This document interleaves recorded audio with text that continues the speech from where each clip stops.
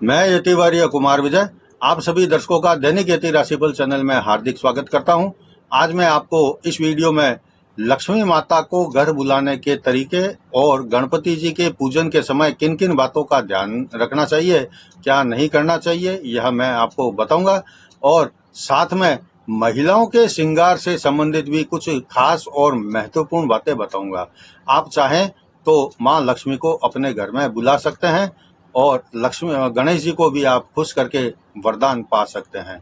मेरे पास में प्राय फोन आते हैं या मैसेज आते हैं कि हमारे घर से दरिद्रता खत्म नहीं हो रही है, लक्ष्मी माता हमसे रूठी हुई है और हमारे घर में जितनी भी आय होती है वह खर्च से कम होती है, खर्च अधिक होता है।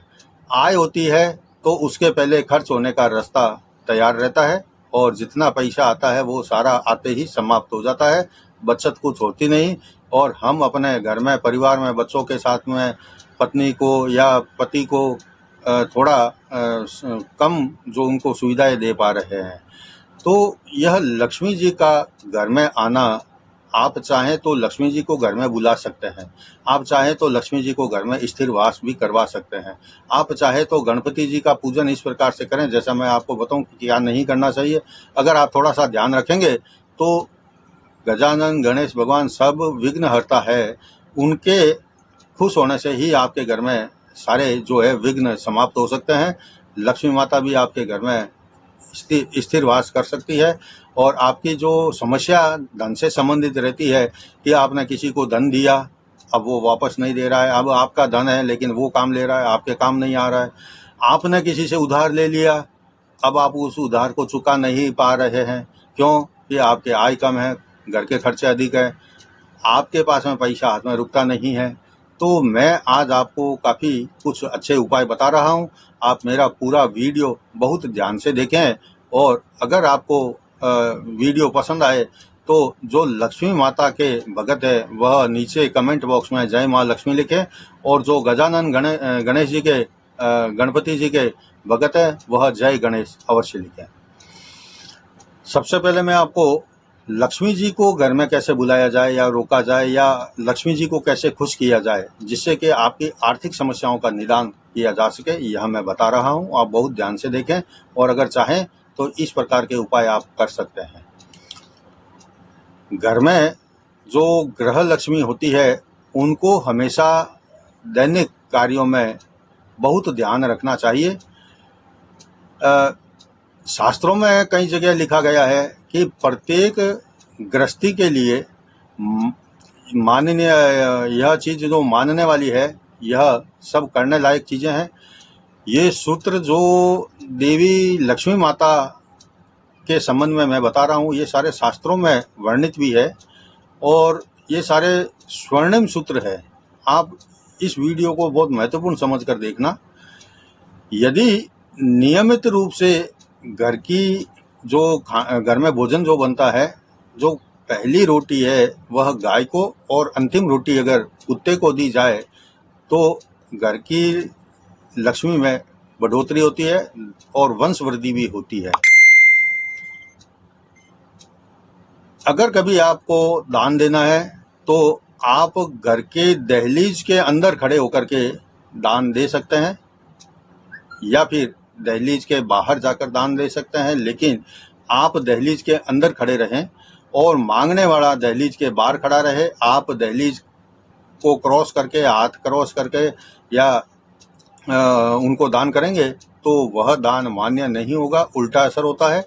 इससे अच्छा है कि आप घर की दहलीज के अंदर खड़े होकर के दान करें और जो मांगने वाला है उसको कभी घर के अंदर नहीं बुलाना चाहिए, बल्कि आप ही चाहे तो बाहर जाकर के दान कर सकते हैं।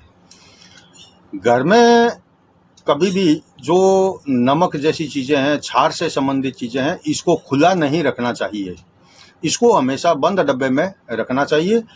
अगर कहीं वास्तु के अनुसार आपको घर के कोने के अंदर नमक रखना पड़ रहा है तो नमक पीसा हुआ ना रखें, नमक की डलियां रख सकते हैं, लेकिन जो खाने पीने का नमक है उसको कभी घर के अंदर खुला नहीं रखना चाहिए।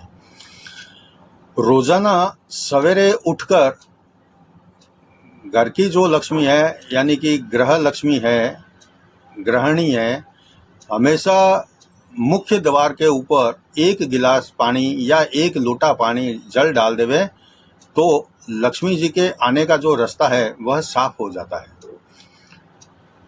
हमेशा पीपल के पेड़ में जल डालने से भी घर के अंदर आर्थिक स्थिति और संपन्नता जो है वह बढ़ती है। घर में सुख शांति अगर चाहते हैं तो घर के अंदर कभी आप कबाड़ ना रखें। प्रत्येक अमावस्या को घर की जो है वह पूरी सफाई करें और फालतू का जो सामान है, कबाड़ आदि है, उसको बेच दे या फिर बाहर फेंक दे। सफाई के बाद में घर को शुद्ध करके थोड़ा पानी वानी छांट करके उसके बाद में जो आपके घर का मंदिर है वहां पर 5 अगरबत्ती लक्ष्मी जी के नाम, गणेश जी के नाम, कुलदेवी माता के नाम और स्थान देवता के नाम जरूर जलाए। किसी भी बुधवार के दिन अगर आपको कहीं पर कोई किन्नर मिल जाए तो आप उसको, और अगर वो किन्नर सामने से आकर के आपसे पैसा मांग लेता है तो आप उसको पैसा जरूर दें, उसको खाली हाथ ना लौटाएं। यदि आप आर्थिक रूप से घर में समस्या से ग्रस्त हैं तो 21 शुक्रवार तक 9 वर्ष से कम आयु की जो कन्याएं होती है, ऐसी 5 कन्याओं को हर शुक्रवार को आप घर में बुला करके खीर खिलाएं और खीर उसको प्रसाद के रूप में बांटें। यह काम आपको 21 शुक्रवार तक करना है। अगर कभी आप घर का गेहूं पिसवाने के लिए जाते हैं तो शनिवार के दिन जाएं। गेहूं जो है शनिवार के दिन पिसवाना चाहिए। गेहूं में 1 मुट्ठी काला चना डाल दें या कुछ 1-2 काली मिर्च आदि भी डाल दें। उसके बाद में अगर पिसवाएंगे तो घर के अंदर आपके आर्थिक वृद्धि यानी धन की वृद्धि होना शुरू हो जाएगी। घर में जितने भी दरवाजे हो उनमें समय समय पर आप तेल देते रहे या उनका जो है उपचार करते रहें ताकि वह आवाज न करें। घर का जो मुख्य दरवाजा होता है या कोई और दरवाजे होते हैं, अगर वह खुलते समय बंद होते समय आवाज करते हैं, यह अशुभ लक्षण माने जाते हैं। दरवाजा आराम से बंद होना चाहिए और आराम से खुलना चाहिए। इसका जो संबंध है वह भी लक्ष्मी जी से और धन से होता है, घर की समृद्धि से होता है। आर्थिक समस्या का निदान करने के लिए आप 5 शुक्रवार तक किसी भी सुहागन स्त्री को सुहाग की जो सामग्री होती है वह आप दे दिया करें। यह जो सुहाग की सामग्री है, ऐसा कोई जरूरी नहीं है कि बहुत महंगी महंगी चीजें दे। आपकी जितनी सामर्थ्य शक्ति है आप उतना ही अगर दे देंगे तब भी आपके घर में लक्ष्मी माता का वास होना शुरू हो जाएगा, आपके घर में धन बचना शुरू हो जाएगा। आप जब भी बैंक या एटीएम से पैसे निकालने के लिए जाएं तब मन ही मन में लक्ष्मी माता का कोई मंत्र पढ़ते जाए, जैसे कि ओम ह्रीम श्रीम क्लीम महालक्ष्मी नमः, यह मंत्र पढ़ें। और अगर यह मंत्र आपको याद नहीं रहता है तो पैसे निकालते समय आप लक्ष्मी माता का जो बीज मंत्र है श्री, तो आप इस श्री मंत्र का भी जाप करते रहे, श्री श्री श्री श्री श्री ऐसे। संध्या काल में और प्रातः काल में किसी को आप धन उधार न दें। अगर सुबह सुबह या सूर्यास्त के बाद में या सूर्यास्त के समय आपने किसी को धन उधार दे दिया तो वह धन वापस मिलना आपके लिए मुश्किल हो जाएगा। इसलिए सुबह शाम किसी को धन नहीं देना चाहिए। शुक्रवार को किसी सुहागन को लाल वस्त्र अथवा सुहाग सामग्री दान करने का मौका मिले तो जरूर करें। मां लक्ष्मी जी के आपके घर में आगमन का यह संकेत होता है। यदि अचानक आपको धन की हानि हो रही है या सट्टे में पैसा डूब गया है तो 7 शुक्रवार को आप सुहागिनों को अपनी पत्नी के माध्यम से लाल वस्तु उपहार में दे दें। उपहार में क्या देना है? खुशबूदार इत्र देना है। और इसी प्रकार से अगर कोई सुंदर चीज या खुशबूदार चीज अगर देंगे दूसरा, तब भी आपके जो है वह बंधन जो है टूट जाएगा और कहीं हानि हुई है तो उसकी भरपाई होना शुरू हो जाएगी और आगे भविष्य में हानि होना बंद हो जाएगी। यदि आपके आने जाने के मार्ग पर कभी मोर नाच करता हुआ दिखाई दे तो तुरंत उस स्थान की मिट्टी उठा करके जेब में या पर्स में रखकर घर आ जाएं तथा धूप दीप दिखाकर मिट्टी को चांदी की डिब्बी में रख दें, या फिर अगर आप थोड़ी मिट्टी लाए हैं तो चांदी के ताबीज में भरकर लाल रेशमी वस्त्र में उसको रख दें। और उसको कहाँ रखना है? घर की तिजोरी में जहां आप धन रखते हैं वहां पर उस मिट्टी को चांदी के अंदर रख दें, तो इससे धन वृद्धि होती है। यदि शुक्रवार को किसी सुहागन स्त्री को, यानी कि आपने जिनको बुलाया नहीं है और सुहागन स्त्री कोई अचानक से शुक्रवार के दिन आपके घर में आ जाती है, तो आप उसका सम्मान करें, उसको चाय नाश्ता जलपान करवाएं। यह लक्ष्मी आने का संकेत बहुत बढ़िया होता है। यदि धनतेरस के दिन घर में छिपकली के दर्शन होते हैं तो यह तय है कि पूरा वर्ष शुभ रहेगा। अगर संयोग से दिखाई दे जाए तो यह स्मृति में रखें कि आज छिपकली दर्शन एक विशेष शगुन है। तुरंत छिपकली को प्रणाम करें और संभव हो तो छिपकली को भी आप कुमकुम के छींटे उछालकर मंगल कामना करें। ऐसा माना जाता है कि धनतेरस को छिपकली का दर्शन करने को लोग तरसते हैं, और अगर आपको अचानक से दिख जाए तो यह आपके लिए छप्पर फाड़कर धन देने का योग जैसा शुभ योग बन जाता है। गणपति बापा, अब जो है गणपति के बारे में मैं आपको कुछ बातें बताता हूं। अभी मैंने आपको लक्ष्मी जी को घर में बुलाने के लिए और रोकने के लिए या आपकी धनहानि रोकने के लिए कुछ उपाय बताए। अब मैं गणपति जी के बारे में एक दो बात बताता हूं और 8 ऐसी बातें आपको बताऊंगा कि आपको क्या नहीं करना चाहिए। गणपति बापा बुद्धि, समृद्धि और सौभाग्य प्रदान करने वाले देवता है। गणेश चतुर्थी के अवसर पर जो गणेश भक्त होते हैं, उन जो गणेश चतुर्थी आती है उस समय में गणपति जी की स्थापना घर के अंदर करके उसका पूजन करना चाहिए और गणपति जी को खुश करने की कोशिश करनी चाहिए।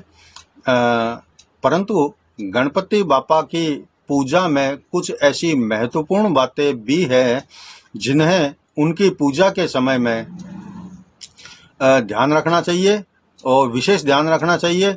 जैसे कि गणेश पूजा के दौरान यदि आप इन बातों का ध्यान नहीं रखते हैं तो आपकी पूजा पूर्ण नहीं मानी जाती है। क्या क्या आपको ध्यान रखना है गणपति के पूजन के समय, यह मैं आपको बता रहा हूं। आप ध्यान से देखें, क्योंकि आप भी गणपति जी के पूजन तो निश्चित रूप से करते ही होंगे। गणेश भगवान की पूजा के दौरान भूल से भी उन पर तुलसी के पत्ते या अर्पित न करें। उन्हें तुलसी की माला कभी न चढ़ाएं। ऐसी मान्यता है कि एक बार भगवान गणेश देवी तुलसी से किसी बात को लेकर नाराज हो गए थे तथा उन्होंने देवी तुलसी को यह श्राप दिया था कि मेरी पूजा के दौरान आप मेरी पूजा में सम्मिलित नहीं होगी। तभी से भगवान गणेश की पूजा में तुलसी जी का प्रयोग नहीं किया जाता है। जो गणेश पूजा के दौरान तुलसी का प्रयोग करते हैं वह गणेश भगवान के क्रोध का पात्र भी बनते हैं, ऐसा माना जाता है। दूसरा है, कभी भी भगवान गणेश की मूर्ति घर में विषम संख्या में नहीं होनी चाहिए, अर्थात 3, 5 अथवा 7 आदि की संख्या में भगवान गणेश की मूर्ति घर में न हो। यदि घर में विषम संख्या में मूर्ति स्थापित हो तो यह अशुभ माना जाता है। अतः 1 अथवा सम संख्या में ही भगवान गणेश की मूर्ति घर में रखना चाहिए। तीसरा है, भगवान गणेश की पूजा के दौरान उनकी पीठ के दर्शन कभी नहीं करना चाहिए। ऐसा माना जाता है कि गणपति जी के पीठ में दरिद्रता का वास होता है। उनके पीठ के दर्शन करना दरिद्रता को निमंत्रण देने जैसा माना जाता है। चौथा है, घर के भीतर कहीं भी अथवा पूजा स्थल में भगवान गणेश की खड़ी मूर्ति न रखें। भगवान गणेश की मूर्ति घर में जिस स्थान पर भी आप स्थापित करें वहां पहले आप आसन जरूर लगाएं। बगैर आसन भगवान गणेश जी की मूर्ति स्थापित करना घर में घोर संकट भी ला सकता है। 5वां है, भगवान गणेश जी की प्रतिमा की स्थापना के समय ध्यान रखें कि उनकी प्रतिमा बार बार हिले न, क्योंकि प्रतिमा के बार बार हिलने से उनके नीचे गिरकर खंडित हो जाने का भय रहता है। इसलिए आप गणपति जी की जो है स्थापना अच्छे से स्थायी रूप से करें। भगवान गणेश की अगर घर में कोई खंडित मूर्ति है, प्रतिमा है, फोटो है, तो ऐसी मूर्ति का, फोटो का कभी पूजन नहीं करना चाहिए। यह कलेश तथा आर्थिक हानि करने वाला जो है सिद्ध हो सकता है। छठा है, भगवान गणेश की जिस तरह आपने प्रतिमा स्थापित करी है, वह पर पास में कोई पितरों की और की अपने पूर्वजों की फोटो आदि न रखें। ऐसा करना घर में नकारात्मक ऊर्जा को बढ़ावा दे सकता है। सातवां है, घर पर जहां आपने भगवान गणपति जी की स्थापना की है, उसके ऊपर छत पर कोई भारी सामान आदि न रखें। कोई कबाड़ आदि अथवा लोहे का भारी सामान आदि न रखें। पूजा स्थल पर पवित्रता का विशेष ध्यान रखें तथा उस जगह पर नियमित आप सफाई करते रहें। आठवां है, भगवान गणेश जी की पूजा के दौरान चमड़े से बने सामान पूजा स्थल पर ना लाएं। चमड़े के पर्स अथवा बेल्ट भगवान गणेश की पूजा के दौरान अपने साथ ना रखें। यह था गणेश जी की पूजा में आपको किन किन चीजों का ध्यान रखना चाहिए। अब मैं आपको महिलाओं के श्रृंगार के संबंधित कुछ बातें जरूर बता रहा हूं। यह बहुत महत्वपूर्ण और विशेष बातें हैं। सभी महिलाओं को, यानी माताओं, बहनों को, बेटियों को, सबको यह भाग जरूर देखना चाहिए। महिलाओं को कभी भी पैर में सोना नहीं पहनना चाहिए। शास्त्रों के मुताबिक सुहागिन महिलाओं को भूलकर भी पैर में सोने से बनी कोई वस्तु आदि नहीं पहननी चाहिए। लेकिन आज के जमाने में ऐसा कुछ लोग सोने को पाँव में भी पहनते हैं, ऐसा मैंने कई बार देखा है। लेकिन जो पैरों में सोने के पायल या बिछिया आदि पहने नजर आते हैं, अगर शास्त्रों के अनुसार अगर समझें तो पैरों में सोना पहनने से धन के देवता कुबेर नाराज हो जाते हैं, जिससे घर में आर्थिक समस्या उत्पन्न होने लगती है। इसके साथ ही घर में कई प्रकार की जो है अन्य परेशानियां भी आना शुरू हो जाती है। महिलाओं को सफेद साड़ी नहीं पहनना चाहिए। हिंदू धर्म के अनुसार अगर देखें तो साड़ी पहनना, ऐसे भी सफेद साड़ी पहनना अशुभ माना जाता है। परंतु बात करें अगर सुहागिन महिलाओं की, तो उन्हें भूलकर भी सफेद साड़ी नहीं पहनना चाहिए। ऐसा माना जाता है कि जो महिलाएं सफेद साड़ी पहनती है, उनके दाम्पत्य जीवन में नकारात्मकता आने लगती है, जिसकी वजह से उनके वैवाहिक जीवन में कई तरह की परेशानियां उत्पन्न होने लगती है। महिलाओं को कभी भी काली चूड़ी पहनना नहीं चाहिए। ऐसा भी शास्त्रों में माना गया है, लिखा गया है कि सुहागिन महिलाओं को काली चूड़ी नहीं पहनना चाहिए। जो महिलाएं काली चूड़ियां पहनती है, उन्हें शनिदेव के प्रकोप का सामना करना पड़ता है। जो सुहागिन महिलाएं काली चूड़ी पहनती है, उनके जीवन में नकारात्मक शक्तियों का वास होने लगता है। इसकी वजह से उनके बच्चों को भी मुश्किलों का सामना करना पड़ता है और पति से संबंध भी काफी दुख उठाने पड़ते हैं। यह था आज के वीडियो में लक्ष्मी माता को आप घर कैसे बुलाए और घर में कैसे रोके के बारे में जानकारी, और गणपति जी के पूजन के समय किन किन बातों का ध्यान रखना चाहिए इस बारे में जानकारी, और महिलाओं के सुहागन महिलाओं के श्रृंगार के संबंधित भी जानकारी दी। अगर आपको मेरा वीडियो पसंद आया है तो आप इसको लाइक करें, और लक्ष्मी माता के जो भगत है वह नीचे कमेंट बॉक्स में जय मां लक्ष्मी लिखे, और जो गणपति जी के भगत है वह नीचे कमेंट बॉक्स में जय गणेश लिखे। अगले वीडियो में मैं आपको साप्ताहिक राशिफल सभी 12 राशि वालों के लिए बताऊंगा। तब तक जय जिनेंद्र।